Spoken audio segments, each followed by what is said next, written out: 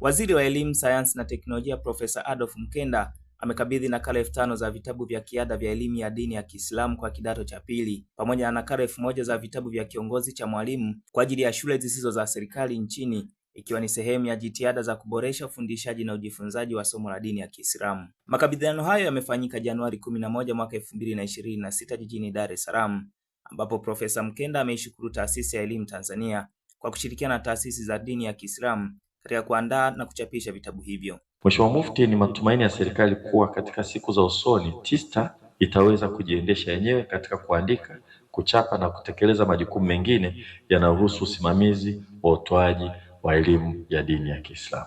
Hata hivyo, bado ninaendelea kusisitiza ushirikiano wa karibu na TET katika kuendelea kutekeleza majukumu yanayohusiana na uandaaji wa vitabu hivi.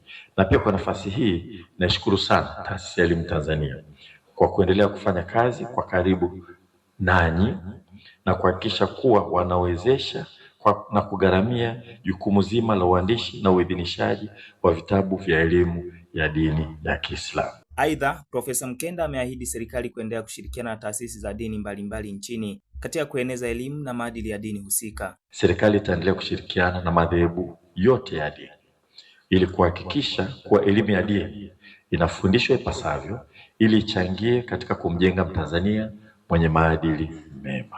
Naye mkurugenzi wa elimu Baraza la Waislamu Tanzania BAKWATA na mweka hazina wa taasisi ya TISTA, Mwalimu Ali ameishukuru Wizara ya Elimu kwa kuzishirikisha taasisi za dini katika kutekeleza sera ya elimu pamoja na mitaala iliyoboreshwa nchini. Mimi ni Yohana Mashauri na hii ni Open Online Media.